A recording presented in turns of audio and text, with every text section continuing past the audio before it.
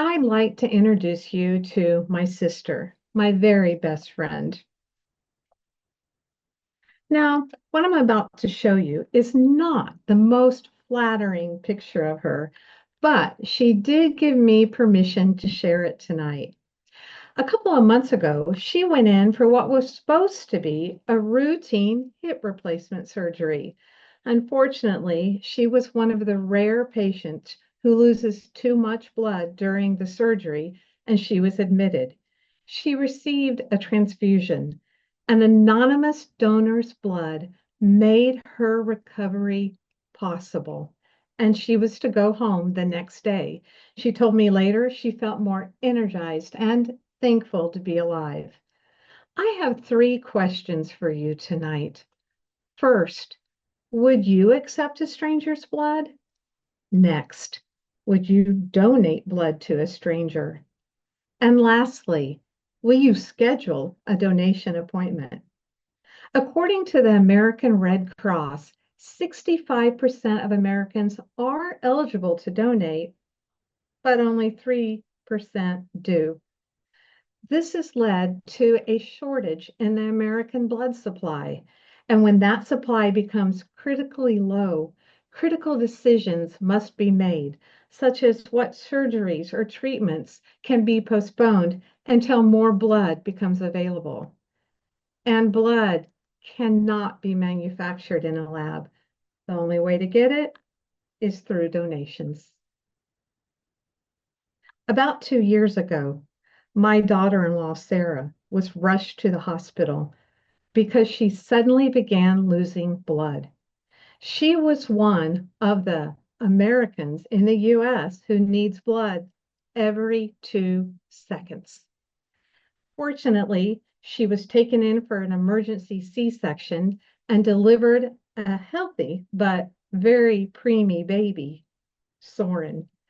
As Soren recovered in the NICU, I sat in Sarah's hospital room and watched in amazement as a nurse came in and hung a bag of donated blood and connected it to Sarah's IV. I first rolled up my sleeves to donate blood about 10 years ago in honor of a friend who had leukemia. According to the Mayo Clinic, 25% of all blood donations go to cancer patients. Did you know that we all have the same amount of blood coursing through our veins? About 8 to 10 pints, depending upon body size. It looks like 8 to 10 pints of water, and donated blood is usually just 1 pint, which once you donate, it takes about 8 weeks and it replenishes, making you eligible to donate again. And here's something really amazing. 1 pint of whole blood can save up to 3 people. That's because it can be separated into plasma, red blood cells, and platelets. Now, let's go over those steps for donating. First, find a location. The American Red Cross and Vitalant have centers in many large cities, but there's also blood drives in small towns and at schools, churches, hospitals, and workplaces. Google can be your friend in finding a location that works good for you. Next, determine your eligibility. Are you at least 16 years old? Do you weigh more than 110 pounds? Are you fairly healthy? People who have asthma, allergies, diabetes, and even cancer survivors can donate blood. Third, schedule that appointment. I often go to a center that's about 20 minutes from my house, but when the blood mobile is parked at a nearby business, I go there. I sit comfortably in a recliner and squeeze a little ball while the friendly phlebotomist puts a needle very gently into my vein.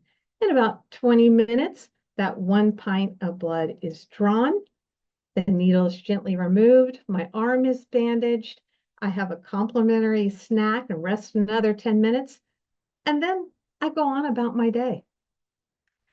You don't have to know your blood type to donate.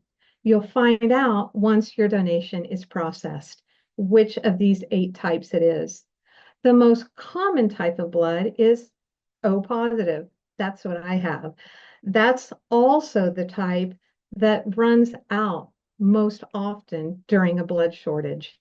The least common type is AB negative, which 1% of the population has. But all blood types are needed.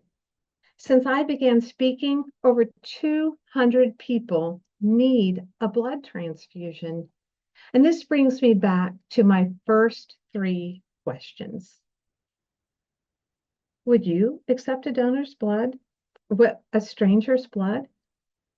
Would you donate blood to a stranger? Even if you're not eligible right now, I implore you to share my story with someone who might be. If you are eligible, will you schedule a donation appointment, say next week or before the summer break? You may never know who gets your donated blood, but I know some people who will be very happy you donated. Thank you.